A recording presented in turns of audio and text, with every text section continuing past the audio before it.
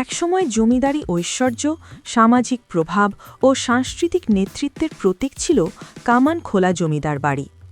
আজ সময়ের নির্মম আঘাতে সেই প্রাসাদ দাঁড়িয়ে আছে ভাঙা দেওয়াল, ঝরে পড়া ইট আর শুনশান নীরবতা নিয়ে, যেন প্রতিটি কোণ ফিসফিস করে বলছে, আমাকে ভুলে যেও না। লক্ষ্মীপুর জেলার সদর উপজেলার দালাল বাজার থেকে প্রায় 2 থেকে 3 কিলোমিটার দূরে এক নিভৃত গ্রামে অবস্থিত প্রায় 2 শতাব্দী প্রাচীন এই জমিদার বাড়িটি এখন চরম অবহেলা ও সংস্কারহীনতায় ধ্বংসের মুখে। স্থানীয় ইতিহাস ও পারিবারিক সূত্র অনুযায়ী কামানখোলা জমিদার বাড়ির গোড়াপত্তন করেন এই অঞ্চলের প্রভাবশালী জমিদার রাজেন্দ্রনাথ দাস। তার সময়েই প্রাসাদটি প্রথম পূর্ণাঙ্গ রূপ পায়। পরবর্তীতে জমিদারির দায়িত্ব সামলান তার পুত্র ক্ষেত্রনাথ দাস এবং পৌত্র যদুনাথ দাস। জমিদার বাড়িটির শেষ দিকের উত্তরসূরি ছিলেন দত্তক পুত্র হরেন্দ্র নারায়ণ দাস চৌধুরী, স্থানীয়দের কাছে যিনি হরেন্দ্র বাবু নামে পরিচিত। তার সময়কালেই জমিদারি ব্যবস্থার অবসান ঘটে বলে ধারণা করা হয়। একসময় চারদিকে বিস্তৃত খোলা প্রাঙ্গণ আর মাঝখানে বিশাল অন্দরমহল নিয়ে জমজমাট ছিল এই প্রাসাদ। এই উঠোনেই অনুষ্ঠিত হতো দুর্গাপূজা, কীর্তন, নাট্যাভিনয় ও অতিথি আপ্যায়ন। বাইরের ফটকের সামনে সারিবদ্ধভাবে দাঁড়িয়ে থাকত সশস্ত্র রক্ষী। ভেতরে ছিল অতিথিশালা, কাঁচঘর, পূজামণ্ডপ ও জমিদারের ব্যক্তিগত প্রার্থনালয়।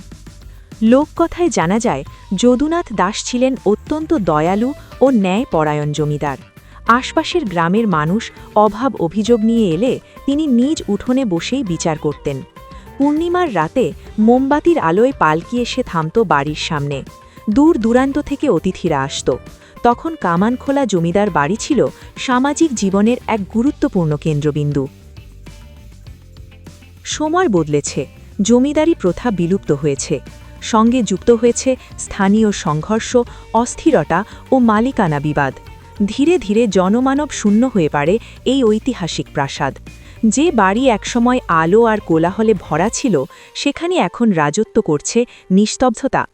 শ্যাওলা ধরা দেওয়াল, গাছের শেকড়ে আঁকড়ে থাকা ইট, ভাঙা জানালার কাঠ আর শূন্য দরজার খোপ সব মিলিয়ে যেন অতীতের ক্ষত চিহ্ন বহন করছে ভবনটি। তবুও চৌকো আঙিনায় পড়ে থাকা আলো দেখে মনে হয় এই মাত্র জমিদার হেঁটে গেলেন, পেছনে রক্ষীরা, চারপাশে ব্যস্ততার ছাপ।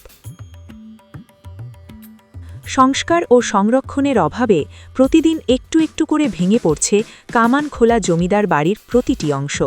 অথচ সামান্য যত্ন আর উদ্যোগ নিলে এটি হতে পারে একটি গুরুত্বপূর্ণ ঐতিহাসিক পর্যটন কেন্দ্র। এখানে সংরক্ষিত হতে পারে জমিদারি জীবনের জানা অজানা ইতিহাস, স্থাপত্য আর সাংস্কৃতিক ঐতিহ্য। আমি অ্যাডভোকেট সজীব রায়চৌধুরী, সর্বশেষ জমিদারের সর্বকনিষ্ঠ গ্র্যান্ডসন। তো জমিদারি প্রথার এখানে গোড়াপত্তন হয় লক্ষ্মীনারায়ণ রায়চৌধুরীর সময়কালে। তার পরবর্তীতে তার ছেলে ছিলেন ক্ষেত্রনারায়ণ রায়চৌধুরী জমিদার। তার পরবর্তীতে ছিলেন যদুনারায়ণ রায়চৌধুরী এবং ওনার একমাত্র ছেলে 17 বছর বয়সে ঘোড়া কামড়ে মারা যায়।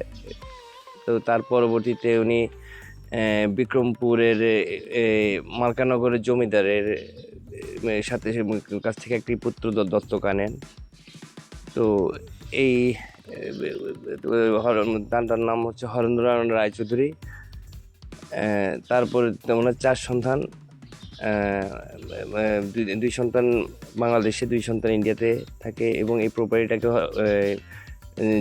যদুনারায়ণ রায়চৌধুরী দেবোত্তর করে গিয়েছেন এবং আমরা উত্তরাধিকার মূলত সেবাই এই প্রপার্টিগুলো। এখন দেখতেছি যে অনেক ভালো, অনেক নিরিবিলি একটি স্থান, জায়গা অনেক সুন্দর। তাহলে আশা করি সবাই এখানে আসি, দেখতে পারেন। একসময় সাপ্তাহিক ছুটির দিনে পর্যটকদের পদচারণা থাকলেও বর্তমানে সেই আগ্রহ প্রায় শূন্যের কোঠায়।